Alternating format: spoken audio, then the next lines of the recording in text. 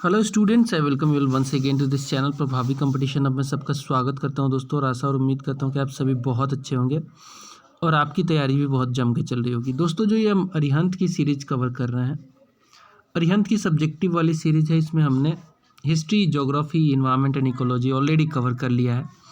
Now it's time for us to cover Indian polity. Indian polity की एक master video आएगी, ठीक है, डेफिनेटली आएगी। एंड इसमें जो है पूरा कंप्लीट आपको पॉलिटी देखने को मिल जाएगा। डिफरेंट एग्जाम्स के पर्सपेक्टिव से बहुत इंपॉर्टेंट हो जाती है ये बुक, क्योंकि ये बुक एक ऐसी बुक है जिसमें बहुत शॉर्ट समय में, कह सकते हैं आप, बहुत कम समय में आप पूरा जो है कंटेंट आपको देखने को मिलता है, जो कि आपके एग्ज़ाम्स में आते हैं। वैसे एग्ज़ाम चाहे आप स्टेट के किसी भी पब्लिक सर्विस कमीशन की तैयारी कर रहे हैं, या फिर किसी भी वन लाइनर एग्ज़ाम की तैयारी करते हैं, एसएससी की, या फिर कहीं भी ऐसी कोई तैयारी कर रहे हैं जहाँ पे जीके और जीएस पूछा जाता है, डेफिनेटली अरिहंत बहुत इंपॉर्टेंट हो जाता है। चलिए स्टार्ट करेंगे इंडियन पॉलिटी को। इससे पहले बता दूं कि चैनल पर नए हैं तो ज़रूर सब्सक्राइब कीजिए, बेल आइकन को भी प्रेस कीजिए, इससे हमारे लेटेस्ट वीडियोज़ का नोटिफिकेशन आप तक पहुंचता रहेगा। चलिए स्टार्ट करेंगे हम कॉन्स्टिट्यूशन ऑफ इंडिया से। तो देखिए, कॉन्स्टिट्यूशन क्या है। कॉन्स्टिट्यूशन एक सेट ऑफ फंडामेंटल प्रिंसिपल्स या फिर रूल्स कह सकते हैं, लॉ कह सकते हैं, ठीक है। एक ऐसा सेट ऑफ फंडामेंटल लॉ या फिर रूल्स है जिसके हिसाब से कोई भी स्टेट या फिर कोई भी अदर ऑर्गेनाइजेशन जो है चलाई जाती है, चलती है। So constitution is a set of fundamental principles according to which the state और अदर ऑर्गेनाइजेशन इज गवर्नड। क्या है, देश को चलाने के लिए कुछ रूल्स की ज़रूरत होती है। कॉन्स्टिट्यूशन में वो सारी रूल्स मेंशन की गई हैं, उसी के हिसाब से देश को चलना है। They are the fundamental principles. The idea to have constituent assembly, जिसे संविधान को बनाना था, ये आइडिया पहली बार जो आया वो आया था एम.एन. रॉय, एक बहुत बड़े कम्युनिस्ट ये नेता थे। इनके दिमाग में पहली बार ये आइडिया आया था 1934 में। The idea of to have a constituent assembly for making of constitution in India for the first time it was conceived by M.N. Roy. The constitution declares India to be a sovereign. sovereign का मतलब है कि हमारे ऊपर किसी का pressure नहीं है, हम इंडिपेंडेंट हैं, हम अपना काम कर सकते हैं एज ए नेशन। सोशलिस्ट मतलब कि हमारी विचारधारा जो है सबको लेके चलने की है, सोशलिस्ट नेचर की है। हम सेकुलर हैं। सेकुलर का मतलब है कि स्टेट का कुछ अपना, कोई भी अपना जो है स्टेट का रिलीजन नहीं है, किसी भी रिलीजन को ये सपोर्ट नहीं करता है, खुद का कोई स्टेट का रिलीजन नहीं है। डेमोक्रेटिक मतलब कि जनता का शासन है, रिपब्लिक, ठीक है। डेमोक्रेटिक रिपब्लिक का मतलब है कि जनता रूल करती है, जनता सुप्रीम है। And assures it's citizens of justice, equality and liberty, ठीक है। जस्टिस, इक्वालिटी एंड लिबर्टी, तीनों चीज़ इंश्योर करता है। ये इक्वालिटी और लिबर्टी वाला जो कंसेप्ट है ये हमने फ्रेंच रिवॉल्यूशन से लिया है। And endeavours to promote fraternity among them, कि भाई बंधुत्व तो बना रहे सबके बीच में। अब हम बात करेंगे कि संविधान का मेकिंग कैसे हुआ, मेकिंग ऑफ द कॉन्स्टिट्यूशन। तो देखिए, जब संविधान बन रहा था तो उसको बनाने के लिए असेंबली बनाई गई थी। सबसे पहले वो कॉन्स्टिट्यूएंट असेंबली चुनी गई थी। So the Constituent Assembly was formed in 1946 under the provisions of the scheme formulated by Cabinet Mission Plan. Cabinet mission plan के 3 मेंबर थे, पैट्रिक लॉरेंस थे, A.V. अलेक्जेंडर थे, और इसमें क्रिप्स भी थे। इन तीनों मेंबर की जो है ये कैबिनेट कमेटी आई थी, कैबिनेट मिशन आया था, जिसके तहत बोला गया कि भाई कॉन्स्टिट्यूएंट असेंबली बनाइए और अपना संविधान बना लीजिए। So the total strength of the assembly was 389 initially, out of which 296 were elected to represent the British India. उस समय जो भारत था वो कुछ ऐसे बटा हुआ था कि कुछ पार्ट जो था, बहुत सारा पार्ट कह सकते हैं, वो ब्रिटिश इंडिया का पार्ट था, और बहुत सारा पार्ट ऐसा भी था जहाँ पे प्रिंसली स्टेट थे, वो ब्रिटिश इंडिया के अधीन नहीं थे। तो वैसी जगह जो ब्रिटिश इंडिया के अधीन थी, डायरेक्टली ब्रिटिश गवर्नमेंट उसमें रूल कर रही थी, वो भी उसमें चुन के आए। साथ में 93 सीट्स दी गई जो कि प्रिंसली स्टेट्स थे, जो रजवाड़े जिसे कहते हैं। टोटल मिला के 389 सीट्स चुने गए थे।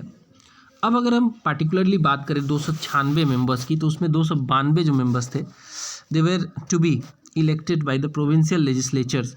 उस समय जो ब्रिटिश इंडिया की जो टेरिटरी थी, उस समय ब्रिटिश गवर्नमेंट के अधीन जो टेरिटरी थी उसको प्रोविंसेस में बांटा गया था। तो उसमें 292 मेंबर्स प्रोविंसेस से चुन के आए थे और 4 मेंबर जो आज के समय में जैसे यूटी होता है ना, उस समय चीफ कमिश्नर प्रोविंस कहा जाता था, दिल्ली, अजमेर, मेरवारा, कुर्ग और ब्रिटिश बलूचिस्तान, ये 4 जो है चीफ कमिश्नर की प्रोविंसेस कही जाती थी, यूटी के तरीके से देखा जाता था उस समय। तो ये टोटल 296 थे। एंड जो सीट्स अलॉट हुए थे, seats were allotted to each province and each princely state proportional to their respective population रफली in the ratio of 1 to 1 million, यानी कि एक सीट 10 लाख की आबादी पे दी गई थी, एक सीट 10 लाख की आबादी पे दी गई थी। प्रोविंसेस में ऐसे बटा था कि भाई मान लो किसी प्रोविंस की आबादी जो है 20 मिलियन है, तो वहाँ पे कितना सीट दिया जाएगा, 20 सीट दिया जाएगा। ऐसे ही किसी प्रोविंस की आबादी जो है 100 मिलियन है, तो कितनी सीटें दी जाएंगी, 100 सीटें दी जाएंगी। इस तरीके से जो है सीटों का इलेक्शन हुआ था, अलॉटमेंट हुआ था। The members from provinces were to be elected by the representatives of 3 principal communities, Muslim, Sikhs and general, by the method of proportional representation, कि भाई जितने नंबर में ये हैं उसी नंबर में ये चुने भी जाएंगे। कि मान लो कि मुस्लिम है 20%, तो 20% जो सीटें जो है मुस्लिम को जाएंगी। इसी तरीके से सिख और जनरल में ये बांटा गया था पीआर रेशियो के तहत में, प्रोपोर्शनल रिप्रेजेंटेशन जिसे कहते हैं। So the constituent assembly held it's first meeting, ये सवाल बार बार पूछा जाता है कि कब इसकी पहली मीटिंग हुई थी। तो 9 दिसंबर 1946 को मीटिंग हुई थी। और इस समय जब मीटिंग हुई थी तो इसके जो टेम्परेरी प्रेसिडेंट थे वो सच्चिदानंद सिन्हा थे। जो राजेंद्र प्रसाद जो है 11 दिसंबर को मीटिंग में वो परमानेंट के तरीके से इसके प्रेसिडेंट चुने गए थे। तो कॉन्स्टिट्यूएंट असेंबली की पहली मीटिंग बहुत इंपॉर्टेंट है, बार बार पूछा जाता है। 9 दिसंबर 1946 को हुआ था एंड री असेंबली हुई थी इसकी 14 अगस्त को 1947 में as a sovereign constituent assembly for the dominion of India, क्योंकि उस समय जो है भारत और पाकिस्तान दोनों अलग अलग हो गए थे, साथ में नहीं थे।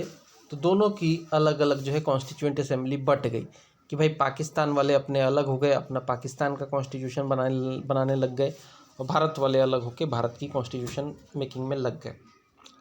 So it took approximately 2 years लगा था। अप्रॉक्सीमेटली क्या, पूरा ये डिटेल में दिया गया कि 2 साल 11 महीने और 18 दिन में जाके हमारा संविधान बना था। बहुत जो है स्लो प्रोसेस था ये, बहुत धीरे धीरे ये बना, काफ़ी टाइम लग गया। ये क्रिटिसिज्म भी किया जाता है संविधान के लिए, लेकिन अच्छा हुआ कि अच्छी बात ये रही कि हमने एक एक प्रोविजंस को मल्टीपल टाइम हमने डिस्कशन किया और वही चीज़ें ली हमने जो हमारे संविधान को, हमारे लोगों को जो सूट कर सकती थी। सो ऑब्जेक्टिव रिजोल्यूशन भी पास हुआ। ऑब्जेक्टिव रिजोल्यूशन, ये सवाल पूछा जाता है कि किसने पेश किया गया था, किसके द्वारा, तो ये जवाहरलाल नेहरू के द्वारा ऑब्जेक्टिव रिजोल्यूशन पेश किया गया था 13 दिसंबर 1946 को, जिसमें ये बताया गया था कि संविधान का ऑब्जेक्टिव क्या होगा।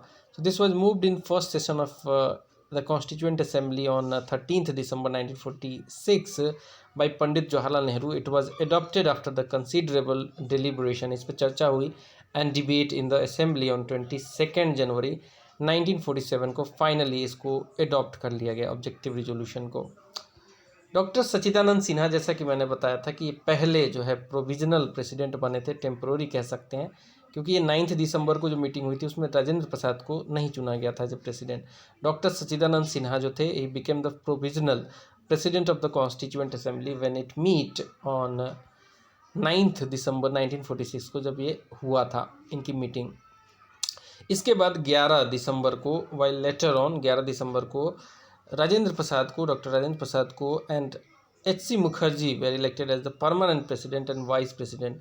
ठीक है, परमानेंट प्रेसिडेंट बना दिया गया डॉक्टर राजेंद्र प्रसाद को, और H.C. मुखर्जी साहब को बना दिया गया permanent vice president of the assembly respectively.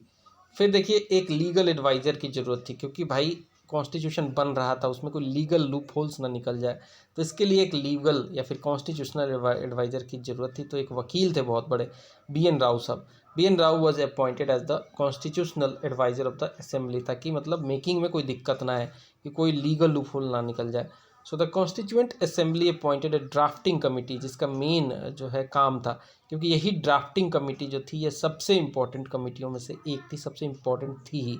और इसके जो इसमें सब बहुत सारे इसमें मेंबर थे, उसके जो चेयरमैन थे ड्राफ्टिंग कमेटी के वो डॉक्टर बी आर अम्बेडकर साहब थे, बाबा साहब। सो ये कमेटी बनी थी 29 अगस्त 1947 को, ताकि जो है लिखा जा सके संविधान को। तो इसके चेयरमैन थे doctor B R Ambedkar sahab of the drafting committee. It submitted a draft constitution of India to the president of the assembly on 21 February 1948 को ये लिख लाख के ड्राफ्ट जो है तैयार करके दे दिया गया था। The other members of the drafting committee were N Gopalaswami साहब थे, एन गोपाल स्वामी अयंगर साहब, अलादी कृष्ण स्वामी अय्यर साहब थे, के मुंशी साहब भी थे, मोहम्मद सादुल्ला भी थे, एन माधवा राव भी थे, टी कृष्णमाचारी थे, महात्मा गांधी। अब देखिए महात्मा गांधी के बारे में इंपॉर्टेंट बात यह है कि Mahatma Gandhi constitution making process में थे ही नहीं, कॉन्स्टिट्यूएंट असेंबली के मेंबर ये नहीं थे। मोस्ट इम्पॉर्टेंट पर्सनालिटी कॉन्स्टिट्यूएंट में असेंबली के मेंबर ही नहीं थे। तो ये कॉन्स्टिट्यूशन बनाने में इनका कोई जो है, हालांकि इनके गाइडलाइंस में बहुत सारी चीज़ें हुई हैं, लेकिन ये उसके मेंबर नहीं थे, एक्टिव मेंबर नहीं थे। तो दोस्तों अब हम बात करेंगे इनएक्टमेंट ऑफ द कॉन्स्टिट्यूशन, कैसे हमारा संविधान बना। तो देखिए 26 नवंबर 1949 को फाइनली हमारा जो है संविधान बन के तैयार हो गया। It was declared as passed on 26 November 1949। The constitution was declared as passed. The provisions related to the citizenship, मतलब कि मोस्ट ऑफ द प्रोविजंस जो है 26 नवंबर 1949 को ही लागू कर दिए गए, और कुछ रिमेनिंग जो प्रोविजंस थे वो 26 जनवरी फाइनली 1950 को लागू किए गए। So most of the provisions like citizenship, elections, provisional parliament etc. were implemented in with immediate effect, that is from the 26 November 1949। और हमारे प्रीएम्बल में भी यही डेट लिखा गया है कि भाई हमने अडॉप्ट कब किया, 26 November 1949। And the rest of the provisions, कुछ बच्चे कुछ जो प्रोविजंस थे, दे केम इनटू फोर्स ऑन 26 जनवरी 1950 को। अगर हम बात करें अपने कॉन्स्टिट्यूशन की, तो इट हैड ए प्रीएम्बल जो कि ओरिजिनल पार्ट है, ठीक है। मतलब इसको जो है कहा जाता है कि अभिन्न अंग है संविधान का। प्रीएम्बल था, इसमें 395 आर्टिकल्स थे ओरिजिनली, जो कि बाद में बढ़ चुके हैं। आज की डेट में 448 आर्टिकल्स हैं। पहले 18 पार्ट्स में बटा हुआ था हमारा संविधान, अभी जो पार्ट्स की संख्या हो गई है वो 25 हो चुकी है। एंड पहले 8 ही शेड्यूल्स हुआ करते थे, अभी जो है टोटल 12 शेड्यूल्स हैं, 12 शेड्यूल्स हैं। तो अभी जो है इनकी संख्या काफ़ी बढ़ चुकी है, क्योंकि बहुत सारे कॉन्स्टिट्यूशनल अमेंडमेंट हो चुके हैं, 103 और इससे भी ज़्यादा अभी तो हो चुके हैं।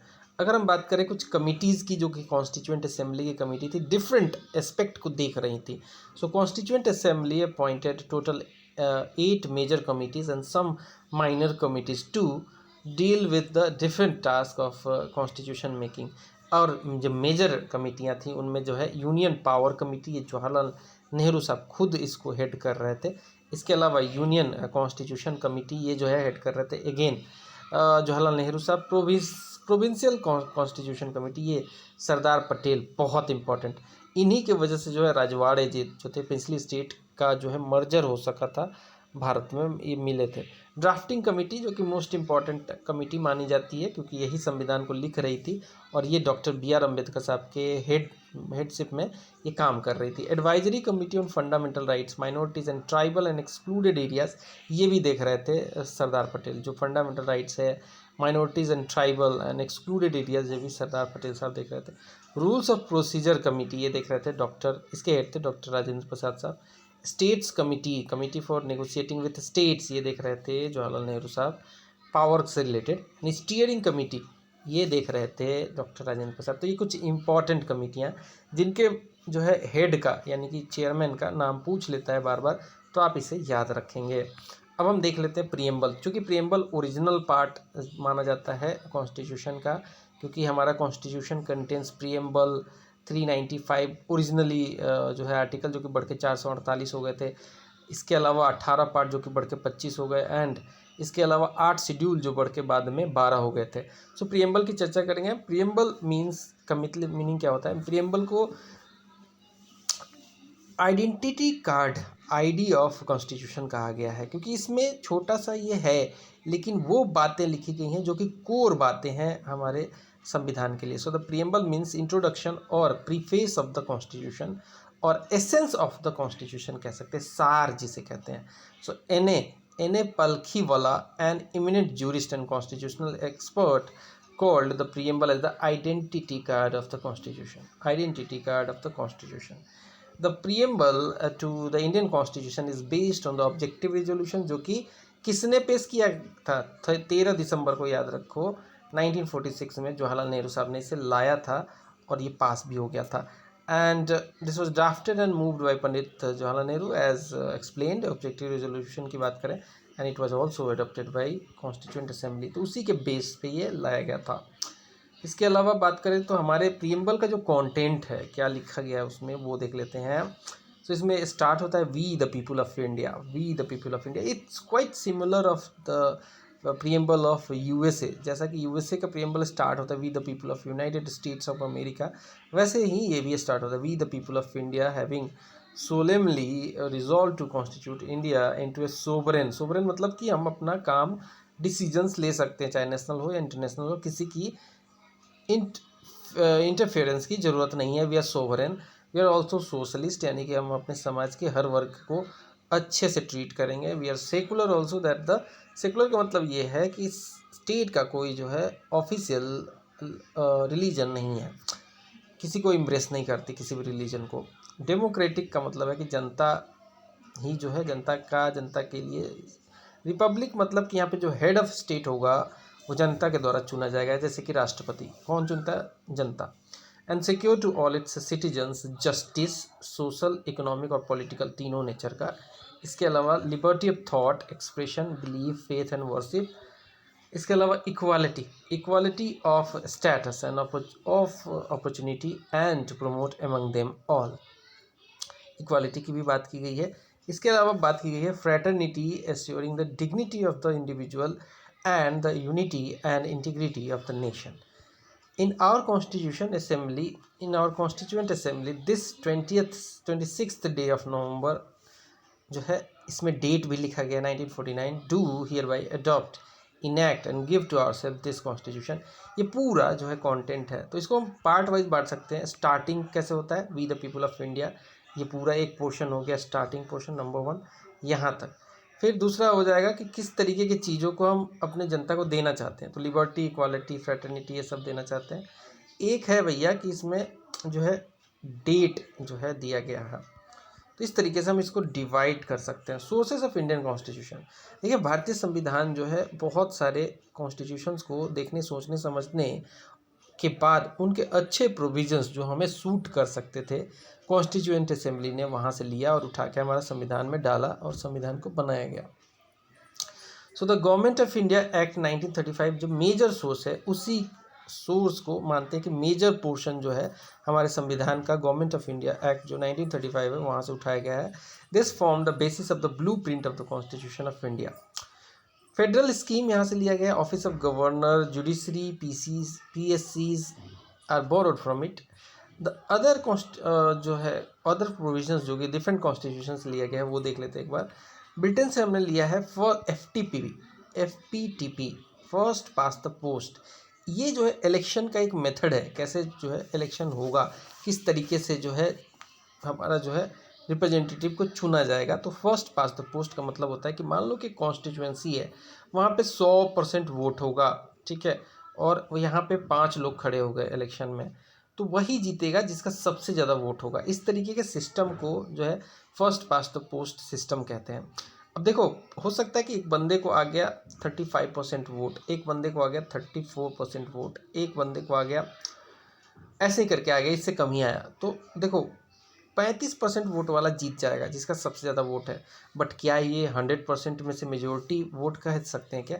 100 में से इसको 65 लोगों ने नहीं चुना है, फिर भी ये चुना जाएगा, ठीक है. इस तरीके के सिस्टम को हम FPTP कहते हैं. इसके अलावा पार्लियामेंट गवर्नमेंट जो है, ये भी हमने पार्लियामेंट्री जो गवर्नमेंट है जो, ये हमने ब्रिटेन से ही लिया है. रूल ऑफ लॉ, ये भी हमने ब्रिटेन से लिया है. रूल ऑफ लॉ मतलब कि according to law everything will be followed, वो सबके लिए बराबर होगा, अमीर गरीब सबके लिए. लॉ मेकिंग प्रोसीजर, जिसमें कि भाई एक सदन में पास होगा, फिर दूसरे सदन में पास होगा, फिर फाइनली जो है प्रेसिडेंट का एसेंट मिलेगा तो कोई भी बिल जो है एक्ट बनेगा. Office of CAG, controller and auditor general, ये भी हमने ब्रिटेन से लिया है. सिंगल सिटीजनशिप भी हमने ब्रिटेन से लिया है. बाई कैमरलिज्म मतलब कि 2 सदनीय जो सभा होगी वो भी हमने ब्रिटेन से लिया है। कैबिनेट सिस्टम भी हमने ब्रिटेन से ही लिया है। यूएसए से क्या लिया है भैया, यूनाइटेड स्टेट से बहुत इंपॉर्टेंट चीज़ें ली हैं। फंडामेंटल राइट्स, जो फंडामेंटल राइट की बात करते हैं, right to equality, right to freedom, ठीक है, right to equality, right to freedom. तो इस तरीके की जो हमारी 6 फंडामेंटल राइट है, ओरिजिनली 7 थी, ये हमने यूनाइटेड स्टेट से ली है। जुडिशियल रिव्यू, मतलब कि भाई जुडिशरी किसी भी चीज़ को रिव्यू कर सकती है कि एज़ पर वो चाहे संविधान के द्वारा चाहे पार्लियामेंट के द्वारा बनाया कोई लॉ क्यों ना हो, या फिर कोई एक्सिक्यूटिव ऑर्डर ही क्यों ना हो, कॉन्स्टिट्यूशन के प्रोविजंस के हिसाब से है कि नहीं, ये चेक करेगी सुप्रीम कोर्ट, जो कि जुडिशियल रिव्यू कहलाता है। इंडिपेंडेंस ऑफ जुडिशरी, कि भाई जुडिशरी इंडिपेंडेंट होगी, उस पर लेजिस्लेचर और एक्सिक्यूटिव की नहीं चलेगी। वो इंडिपेंडेंस के लिए क्या क्या करना है, वो सारा प्रावधान जो है दिया गया है संविधान में। जैसे कि जजेस की सैलरी सब्जेक्ट टू वोटिंग नहीं है, ठीक है। जजेस की जो सिक्योरिटी ऑफ टेन्योर है वो भी इंश्योर करता है कि जुडिशरी इंडिपेंडेंट काम करेगी। रिटन कॉन्स्टिट्यूशन यूनाइटेड स्टेट से लिया है हमने, ठीक है। यूनाइटेड स्टेट्स का भी कॉन्स्टिट्यूशन रिटन है, हमारा भी रिटन है। प्रियम्बल हमने वहीं से लिया है। Post of the vice president हमने यूनाइटेड स्टेट से लिया है। एंड इम्पीचमेंट, जो हमारा प्रेसिडेंट को हटाया कैसे जाएगा, वो भी हमने यूनाइटेड स्टेट से लिया है। आयरलैंड से सबसे इंपॉर्टेंट जो चीज़ ली है हमने, वो डीपीएसपी ली है, directive principle of state policy. ये एक गाइडलाइंस है गवर्नमेंट के लिए कि भाई आपको इस हिसाब से काम करना है, ठीक है। ये हमने बोरो किया है आयरलैंड से, और वो एक्चुअली आयरलैंड ने भी बोरो किया था इसे स्पेन से। तो method of election of president, कैसे हमारे प्रेसिडेंट साहब चुने जाएंगे, पीआर मेथड, वो सब चीज़ें जो हैं वो आयरलैंड से हमने इसको लिया है। Nomination of members in the Rajya Sabha, ये भी पीआर बेस्ड है, प्रोपोर्शनल रेशियो के बेसिस पे इसे चुना जाता है, तो ये भी हमने आयरलैंड से लिया है। कनाडा से क्या क्या लिया है, कनाडा से लिया है हमने फेडरेशन सिस्टम, जो है कि भाई जो यूनिटरी बायस जिसे कहते हैं ना, कि भाई फेडरेशन तो है लेकिन हमारा सेंटर ज़्यादा स्ट्रॉन्ग है as compare to that of the किससे, स्टेट्स के कंपैरिजन में। So federation with a strong centre, ये हमने कनाडा से लिया है। रेसिड्यूरी पावर, देखिए पावर्स जो है ना फेडरलिज्म में डिवाइडेड हैं, वैसे हमारे 3 लिस्ट में दिए गए हैं। यूनियन लिस्ट में वैसे सब्जेक्ट है जिसपे यूनियन गवर्नमेंट जो है लॉ बनाएगी। स्टेट लिस्ट है जिसमें स्टेट गवर्नमेंट जो है लॉ बनाएगी इन जनरल, वैसे बना सकती है यूनियन गवर्नमेंट भी, जब स्टेट गवर्नमेंट खुद एलोकेट कर दे कि भाई इस पे बनाओ। इसके अलावा जो कंकरेंट लिस्ट है उस पे जो दोनों जो है स्टेट और यूनियन दोनों बना सकती हैं लॉ, लेकिन अगर कॉन्ट्राडिक्शन हुआ तो उसमें जो है यूनियन की जो लॉ है वो सुपरसीड करेगी ओवर द स्टेट वाला लॉ। इसके अलावा भी कुछ ऐसे पावर्स हो सकते हैं जो कि छूट गए, बाद में ऐसा पता चला कि कुछ ऐसे सब्जेक्ट्स हैं जो छूटे हुए हैं, तो उस पर जो है कौन लॉ बनाएगा, वो सेंटर। ये हमने कहाँ से लिया, कनाडा से। इसके अलावा अपॉइंटमेंट ऑफ स्टेट के गवर्नर बाई सेंटर, ये भी कनाडा का ही प्रावधान है। एडवाइजरी जुडिक्शन ऑफ सुप्रीम कोर्ट, कि भाई सुप्रीम कोर्ट एडवाइस करेगी जब भी प्रेसिडेंट को चाहिए कि भाई मुझे इन्फॉर्मेशन चाहिए इस पार्टिकुलर चीज़ के ऊपर, इस पार्टिकुलर मैटर के ऊपर मुझे एडवाइस दो, तो सुप्रीम कोर्ट को एडवाइस देना पड़ेगा। और वो एडवाइस ऐसा नहीं होगा कि प्रेसिडेंट के ऊपर बाइंडिंग हो जाएगा, वो प्रेसिडेंट उसको फॉलो ही करेंगे, ऐसा नहीं है, ये बाइंडिंग नहीं होता है। इसके अलावा हमने सोवियत संघ जिसे कहते हैं यूएसएसआर, यहाँ से हमने फंडामेंटल ड्यूटीज़ ली हैं कि भाई फंडामेंटल राइट्स तो लोग इन्जॉय कर रहे थे उस समय, देखा गया 1960s के आसपास में, लेकिन फंडामेंटल ड्यूटीज़ नहीं कर रहे थे अपनी, तो ये हमने इनकॉर्पोरेट किया, अमेंडमेंट के द्वारा इनकॉर्पोरेट किया, जिसे 42nd अमेंडमेंट कहते हैं, fundamental duties. Idea of justice in preamble, ये भी हमने यूएसएसआर से लिया है। जस्टिस हमने यूएसएसआर से लिया है, बाकी लिबर्टी और जो है ये हमने लिया है फ्रेंच रिवॉल्यूशन से। सो ऑस्ट्रेलिया से हमने क्या क्या लिया है, कॉन्करेंट लिस्ट लिया है हमने ऑस्ट्रेलिया से, ठीक है कि भाई ऐसा मैटर, ऐसा सब्जेक्ट जो कि कॉन्करेंट लिस्ट में होगा तो उस पर स्टेट और सेंट्रल गवर्नमेंट दोनों लेजिस्लेट कर सकती है। प्रोविजंस रिगार्डिंग ट्रेड हमने ऑस्ट्रेलिया से लिया है। कॉमर्स एंड इंटरकोर्स, ये भी हमने ऑस्ट्रेलिया से लिया है। जॉइंट सिटिंग ऑफ पार्लियामेंट, जब भी कोई डेडलॉक हो जाता है किसी भी, होता क्या है कि एक सदन में कोई बिल पास हो जाता है, दूसरी सदन में नहीं होता है, तो उसमें तो डेडलॉक हो गया, अब वो तो बिल पास ही नहीं हो पाएगा, तो इस केस में जो है प्रेसिडेंट बुला सकते हैं joint session of the parliament, जिसके हेड होंगे स्पीकर साहब। तो ये भी प्रावधान है, ये प्रावधान ऑस्ट्रेलिया से हमने लिया है। जर्मनी से हमने क्या लिया, सस्पेंशन ऑफ फंडामेंटल राइट, कि भाई एक्सट्रीम इमरजेंसी कोई आ गया, इमरजेंसी के केस में जो है फंडामेंटल राइट्स को इमरजेंसी के दौरान सस्पेंड किया जा सकता है, ये जर्मनी से हमने लिया है। हमने साउथ अफ्रीका से लिया है प्रोसीजर ऑफ कॉन्स्टिट्यूशनल अमेंडमेंट, कि भाई हम अमेंडमेंट कर कर के संविधान को जीवित रखे हैं हम लोग, कि भाई उस समय जब बना था 1947-48 में बन के फाइनली 49 में अडॉप्ट किया था हमने 50 में। तो उस समय से लेकर अभी तक 80 सालों में 75 सालों में काफ़ी चेंजेज आ चुकी हैं। अब इतनी सारी चेंजेज आ गई हैं तो क्या हमारा संविधान उस समय के हिसाब से काम करेगा? इसके लिए हमने प्रावधान लाया कि भाई नहीं, हम इसमें अमेंडमेंट कर सकते हैं। ये हमने साउथ अफ्रीका से लिया। इसके अलावा election to the Rajya Sabha member, ये भी हमने साउथ अफ्रीका से लिया है। फ्रांस से हमने लिया है, जैसा कि मैंने शुरू में ही बताया कि ideal of liberty, equality and fraternity, ये हमने वहाँ के प्रियम्बल से लिया है, फ्रांस से लिया है। ठीक है, तो ये हो गए हमने क्या क्या कहाँ से लिए हैं। ठीक है, चलिए अब हम बात कर लेते हैं इसके बारे में ब्रीफली। जो पार्ट्स हैं, टोटल 25 पार्ट हैं और उनके अंदर कुछ आर्टिकल्स हैं और क्या मैटर जो हैं उसमें लिखे गए हैं, इनको एक बार डील कर लेते हैं। तो देखिए 25 पार्ट है, ओरिजिनली 18 ही थे, बाद में इसमें 7 और ऐड हो गए। पार्ट 1 जो है इसमें आर्टिकल 1 से लेकर 4 है और ये पार्ट 1 में कुछ नहीं है, भारत की जो है टेरिटरी के बारे में बताया गया है। Deals with the territory of India, formation of new state, कैसे एक नया स्टेट बनाया जाएगा, कैसे किसी भी स्टेट की बाउंड्रीज को ऑल्टर किया जा सकता है, ये भी इसी में पार्ट में है। एंड नेम्स जो है चेंज किए जा सकते हैं, ये भी सब कुछ, ये सब पार्ट 1 में दिया गया है और अलग अलग आर्टिकल्स में दिया गया है, आर्टिकल 1 से लेकर 4 तक। इसमें कहा गया है इंडिया, आर्टिकल 1 में कहा गया इंडिया दैट इज़ भारत, मतलब 2 नाम यूज किया गया है कॉन्स्टिट्यूशन में, इंडिया और भारत। सो पार्ट 2 में आर्टिकल 5 से लेकर 11 तक है, इसमें डील करता है ये सिटीजनशिप से कि कैसे किसी का सिटीजनशिप मिलेगा, कैसे किसी का लॉस हो जाएगा। पार्ट 3 में है आर्टिकल 12 से लेकर 35, deals with the fundamental rights of Indian citizen. Article 31 जो है deal with the right to property, जो कि 44वां संशोधन 1978 में लाकर इसे हटा दिया गया था। ठीक है, इसे हटा दिया गया था, इसको एक लीगल राइट या फिर कह सकते हैं कॉन्स्टिट्यूशनल राइट बना दिया गया, फंडामेंटल राइट से इसको हटा के। इसके अलावा पार्ट 4 में जो है आर्टिकल 36 से लेकर 35 तक है, deals with the directive principle of state policy. ठीक है, it deals with the directive principle of state policy से डील करता है। आर्टिकल 51A एकमात्र आर्टिकल है जो कि पार्ट 4A में रखा गया है। ये 1976 के 42वें संशोधन से ऐड किया गया था और उस समय देखा जा रहा था कि लोग अपने फंडामेंटल राइट्स को तो एंजॉय कर रहे थे लेकिन फंडामेंटल ड्यूटीज़ नहीं कर रहे थे, तो इसके बाद ही ये लाया गया था और ये यूएसएसआर से हमने कॉपी किया था कि फंडामेंटल ड्यूटी होनी चाहिए। ओरिजिनली 10 था, अब जो है एक और बढ़ गया, 11 हो चुका है। पार्ट 5 में है आर्टिकल 52 से लेकर 151, बहुत लंबा चौड़ा पार्ट है। It deals with the government eight union level, completely union level पे सरकार कैसे चलेगी उसके बारे में इसमें मेंशन किया गया है। इसमें दिया गया है duties and functions of the prime minister, उनके ministers, president, attorney general, parliament, Lok Sabha and Rajya Sabha के बारे में इसमें मेंशन है। इसमें सीएजी के ऑफिस के बारे में भी 148 नंबर आर्टिकल में मेंशन किया गया है। फिर आता है पार्ट 4 जो कि 152 से लेकर 237 तक है। इसमें जो है deals with the government at state level, union level पे 52 से लेकर 151 तक था, अब इसमें आ गया 152 से लेकर 237 तक। It deals with the government at state level, इसमें duties and functions of chief minister and उनके बाकी के मिनिस्टर्स, गवर्नर की ड्यूटी, स्टेट लेजिस्लेचर में क्या क्या होगा, कैसे क्या होगा, हाई कोर्ट, इसके अलावा जो है इसमें मैटर है, एडवोकेट जनरल ऑफ स्टेट का भी इसमें मेंशन है। फिर आता है पार्ट 7, इसमें एक ही article 238, it deals with the states was deleted in 1956 by 7th amendment, ये ख़त्म ही हो गया है। कहता है पार्ट 8, ये आर्टिकल 239 से लेकर 241 के बीच में डील्स विद द यूटी जो है यूनियन टेरिटरीज, जैसे कि UT of Delhi, UT of Chandigarh, UT of Dadra and Nagar Haveli and Diu, UT of Lakshadweep, UT of Pondicherry, बहुत सारे।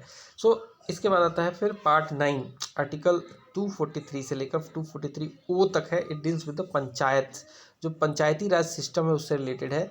इसको ऐड किया गया था 73rd अमेंडमेंट 1992 के बाद में, उसके द्वारा ही ऐड किया गया था। और पार्ट 9A जो है it deals with the article 243P से लेकर आर्टिकल 243ZG तक ये डील करता है। म्यूनसिपाल्टीज़ के लिए लाया गया था एंड अगेन इसको एक अमेंडमेंट करके लाया गया था जब लोकल गवर्नमेंट की बात चल रही थी, तो म्यूनसिपाल्टी लेवल पे गवर्नेंस की बात की गई और 74th अमेंडमेंट के द्वारा इसको लाया गया था 1992 में। फिर आता है part 9B, it deals with the cooperative societies. इसमें आर्टिकल जो है आर्टिकल 243 ZH से लेकर आर्टिकल 243 ZT तक है ये। It was added by 97th amendment, जो कि 2011 में ऐड किया गया था। फिर आता है पार्ट 10। पार्ट 10 जो है, इसमें आर्टिकल 244 से लेकर 244A तक मेंशन किया गया है। Deals with the scheduled and tribal areas. ठीक है, पार्ट 10 जो है deals with the scheduled and tribal area से ये रिलेटेड है।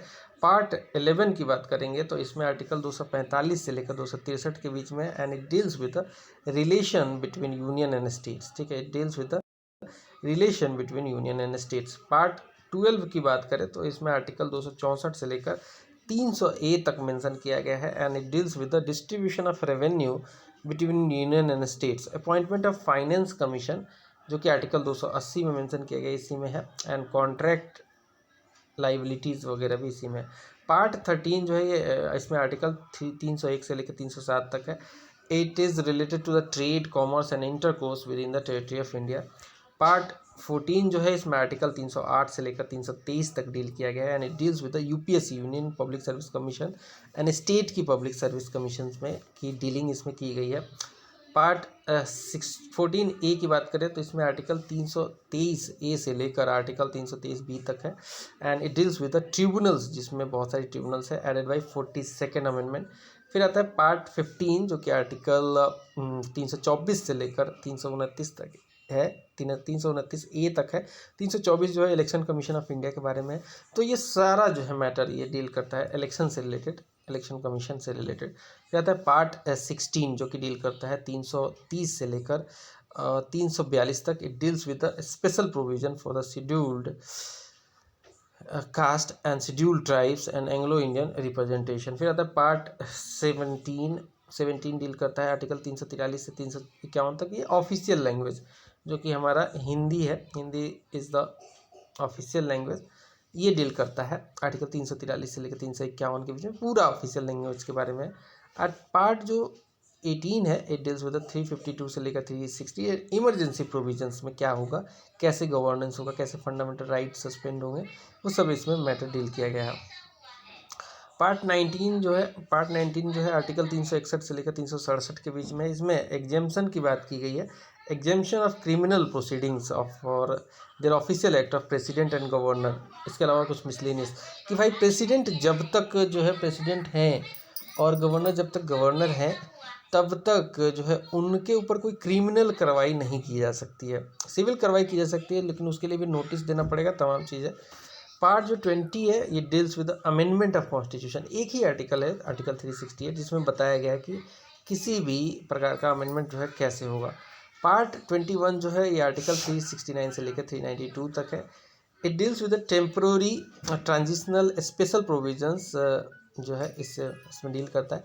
आर्टिकल 369 जो है, it gives temporary power to the parliament to make laws for a state list. फिर आता है part 22, it deals with article 393 से लेकर 395 तक डील करता है, and it is concerns the short title commencement authoritative text in Hindi and repeals of the constitution. चलिए अब हम बात करेंगे अमेनेबिलिटी ऑफ प्रीएम्बल। ठीक है, so now will discuss about amenability of the preamble. क्या प्रीएम्बल अमेंड हो सकता है कि नहीं?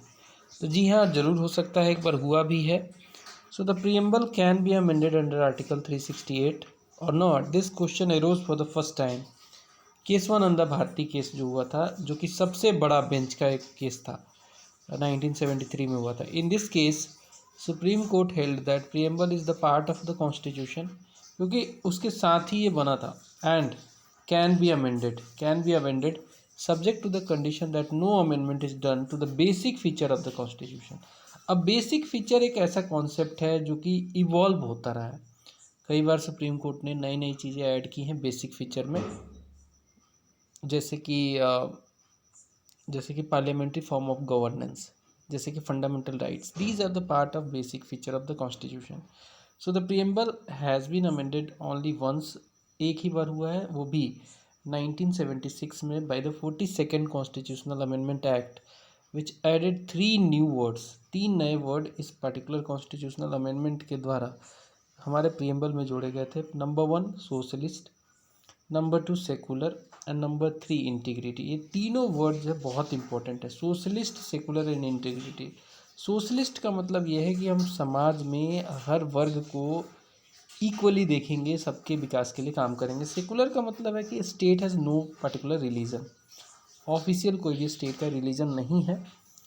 एंड इंटीग्रिटी का मतलब है कि India is a very important country and integrity, सत्यनिष्ठा जो है देश का, वो बहुत इंपॉर्टेंट है। This amendment was held to be valid. अब आप बात करो वेलफेयर स्टेट क्या होता है। वेलफेयर स्टेट बनाने का जो प्रावधान डिस्कस किया गया है वो डीपीएसपी में डिस्कस किया गया है। Directive principle of state policy में कहा गया है कि भाई देश को, इस सरकार को इस दिशा में काम करना चाहिए ताकि जो है वेलफेयर स्टेट बन सके। तो वे वेलफेयर स्टेट होता क्या है? So a welfare state is one that provides social justice to all its citizen. Social justice to all its citizen जो प्रोवाइड कर देगा स्टेट। स्टेट यहाँ पे पर्टिकुलर कोई यूपी बिहार की बात नहीं हो रही है, यहाँ पे स्टेट मतलब नेशन की बात हो रही है।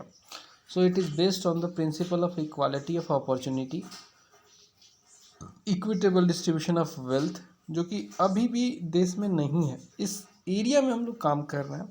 And public responsibility of those who unable to avail themselves of the minimal provisions of good life. तो इन सबको, ये सब मिनिमल जो प्रोविजन होता है गुड लाइफ का, जैसे कि बेसिक चीज़ें, रोटी कपड़ा मकान, इसके अलावा भी बहुत सारी चीज़ें।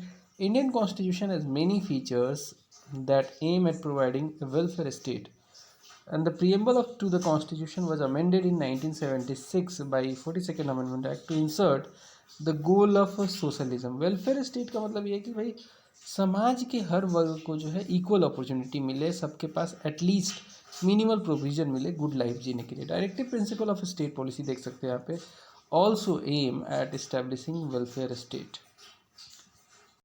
तो directive principle of state policy है क्या? बेसिकली ये सरकार के लिए गाइडलाइंस है कि भाई अब अगर काम करोगे तो ये पार्टिकुलर गाइडलाइंस रख लो, इस दिशा में आपको काम करना है। Now will discuss about union and it's territory. तो देखिए यूनियन एंड इट्स टेरिटरी का जो मैटर है ये पार्ट 1 में मेंशन किया गया है, आर्टिकल 1 से लेकर 4 के बीच में। So article 1 to 4 under part 1 of the constitution deals with the union and it's territory, Bharat और भारत का एरिया। सो आर्टिकल 1 क्या कहता है? भारत का नाम से रिलेटेड है ये। It describes India that is Bharat as a union of state. क्या बात है, एक तो नाम दे दिया और दूसरा किस तरीके का ये फीचर है भारत का, जो ये यूनियन ऑफ स्टेट है। यूनियन ऑफ स्टेट मतलब कि बहुत सारे स्टेट मिलके भारत बनता है। And territory of India can be classified into 3 category. एक तो टेरिटरीज ऑफ द स्टेट्स, जो कि पर्टिकुलर जैसे यूपी, बिहार, महाराष्ट्र, वेस्ट बंगाल, इस तरीके से, गुजरात, केरल। और दूसरा यूनियन टेरिटरीज, बहुत सारे हैं, यूटी ऑफ दिल्ली, ठीक है, एनसीटी ऑफ दिल्ली बोलते हैं वैसे तो, UT of Pondicherry, UT of Chandigarh, बहुत सारे हैं, Dadra and Nagar Haveli, Daman and Diu, and Lakshadweep, Andaman Nicobar.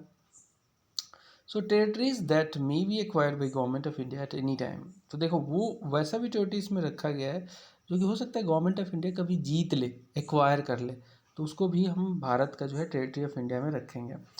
Eight present there are total 28 states, जो कि एंड ये 8 यूनियन टेरिटरीज हो चुकी हैं, ठीक है, 9 की जगह 8 हो चुकी हैं, दमन and Diu, Dadra and Nagar Haveli.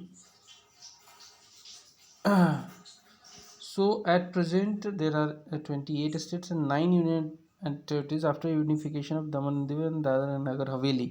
The territory of India is a wider expression than the Union of India। ठीक है, टेरिटरी ऑफ इंडिया का मतलब है कि वैसा ही भी एरिया आएगा जो कभी फ्यूचर में एक्वायर भी किया जा सकता है, तो वाइडर टर्म है। Union of India because the latter includes only states. Union of India में क्या है? भारत में स्टेट्स, भारत और भारत का स्टेट, यूटी इसमें नहीं मिला जाता है। While the former includes not only state but also UTs and territories that may be acquired by government of India at any future time। तो ये जो है टेरिटरी ऑफ इंडिया जो है ये एक बड़ा टर्म है as compare to that of the union of state. Article 2 की बात करें, आर्टिकल 2 की, तो it empowers the parliament to admit into the union of India और establish new states on such terms and condition as it thinks fit. मतलब कि नया state बनाने का ये प्रावधान है article 2। It empowers the parliament, किसको एम्पावर कर रहा है? तो पार्लियामेंट को एम्पावर कर रहा है। किस लिए एम्पावर कर रहा है भैया? ताकि पार्लियामेंट चाहे तो एडमिट कर सके in the union of India. ये एडमिट कर सकता है, किसी भी स्टेट को एडमिट कर सकता है या फिर इस्टेब्लिश कर सकता है नया state on such term and condition as it thinks fit. मतलब इसके टर्म्स एंड कंडीशन भी पार्लियामेंट ही बनाएगा। आर्टिकल 3 क्या कहता है? इट ऑथराइजेज पार्लियामेंट, 2-3 बातों के लिए ऑथराइजेशन देता है ये। Number 1, to form a new state by separation from any state. कोई भी स्टेट है उसका कुछ पार्ट को सेपरेट करके नया स्टेट बनाने का, और बाई यूनाइटिंग 2 और मोर स्टेट्स और पार्ट्स ऑफ स्टेट्स, और by uniting any territory to the part of any state. ठीक है, एक स्टेट को तोड़ दो, 2 स्टेट को एक मिला दो, एक स्टेट से 2 कर दो। तो इस तरीके का काम जो है इसमें होता है आर्टिकल 3 में। And it also it can increase the area of any state.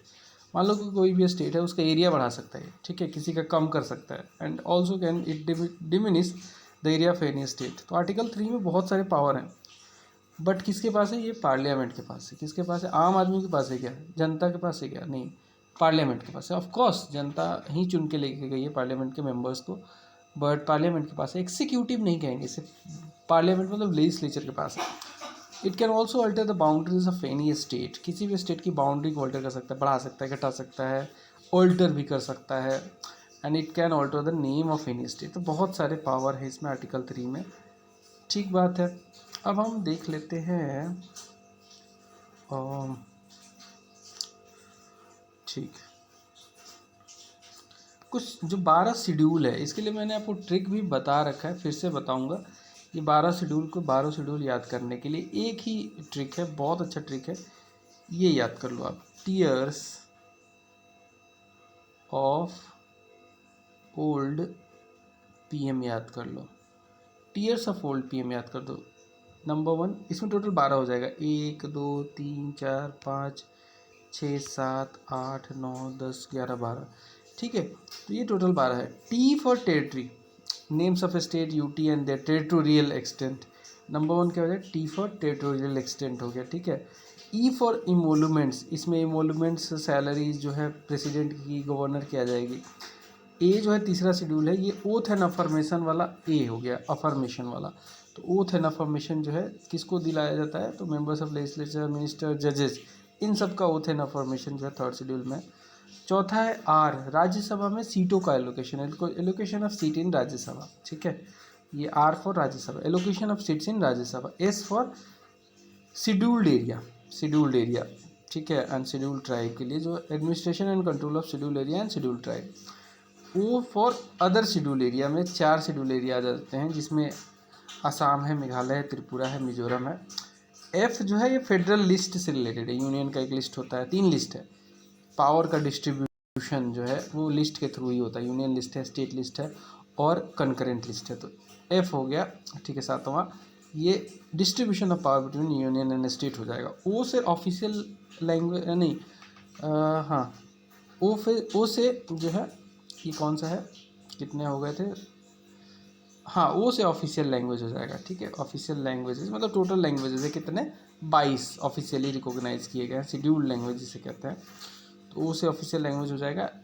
9th schedule जो है ये law kept in 9th schedule. ठीक है, लॉ केप्ट इन वैलिडेशन, वो अगर मान लो कोई भी लॉ जो है अगर 9th शेड्यूल में रख दिया जाता है तो उस लॉ के लिए जो है कुछ लिमिटेशन हो जाती है जुडिशरी की। Validation of certain acts and regulation added by the first amendment 1951, जिसे 9th शेड्यूल में रखा जाता है। डी फॉर डिफेक्शन, 10वां शेड्यूल, डिफेक्शन एंटी डिफेक्शन से रिलेटेड है। P for panchayati raj institution, 11वां शेड्यूल, और एम फॉर म्यूनसिपालिटी, 12वां शेड्यूल। तो इस तरह अगर आप ये याद रखोगे टीयर्स ऑफ ओल्ड पीएम, तो आपको डेफिनेटली बहुत आसानी होगी। ओल्ड पीएम, ठीक है, बहुत आसानी होगी। सो फर्स्ट शेड्यूल क्या है? Names of states and UTs and their territorial extent. ठीक है, फर्स्ट शेड्यूल क्या है? Names of states and UTs and their territorial extent. Second schedule क्या है? Salaries and emoluments of president governor. ठीक है, सेकेंड शेड्यूल क्या है? Salaries and emoluments of president and governor. Third schedule क्या है? It is related to forms of oath and affirmation of members of legislature, ministers and जजेस। Fourth schedule क्या है? Allocation of seats in Rajya Sabha. Fifth schedule क्या है?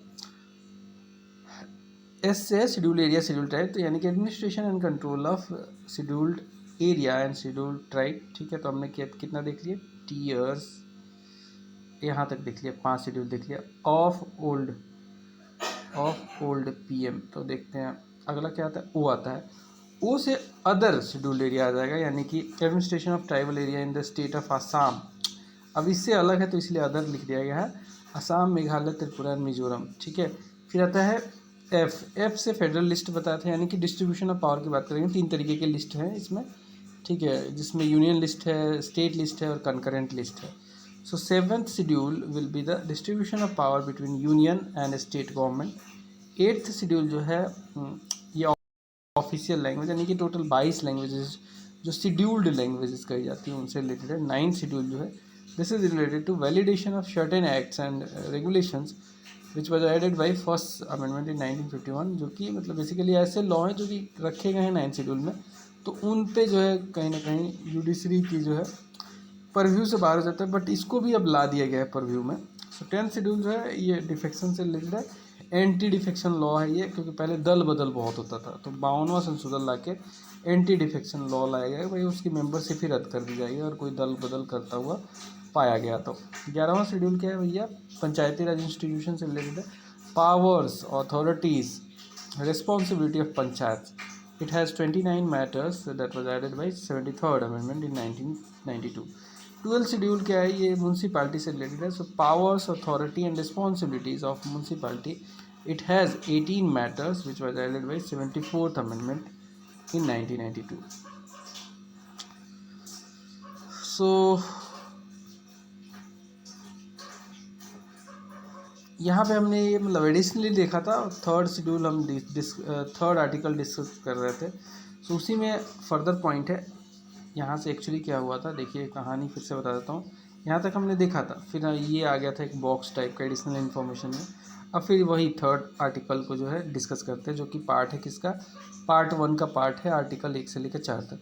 सो a bill seeking to create a new state और alter boundaries of existing states can be introduce in either house of parliament. किसी भी house of, चाहे लोकसभा हो या राज्यसभा हो, कोई भी हाउस में लाया जा सकता है। कोई ऐसा बिल है जो कि चाहता है कि क्रिएट किया जा सके नया स्टेट, या फिर अल्टर किया जा सके boundaries of existing state.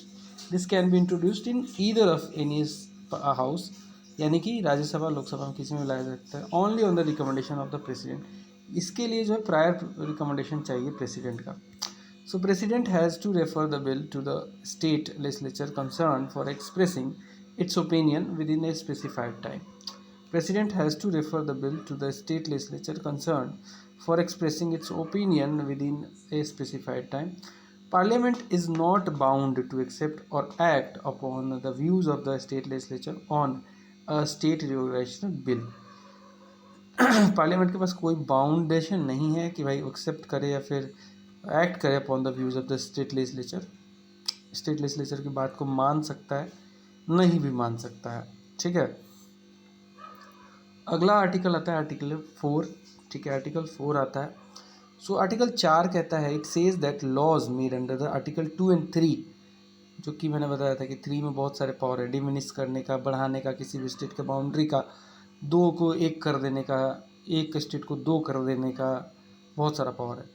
And second में क्या था भैया, सेकेंड में जो है आप देख सकते हैं, सेकेंड भी मैंने बताया था, it empowers the parliament to admit into the union of India और establish new state on such term and condition at it thinks fit. Parliament के पास एक पावर है।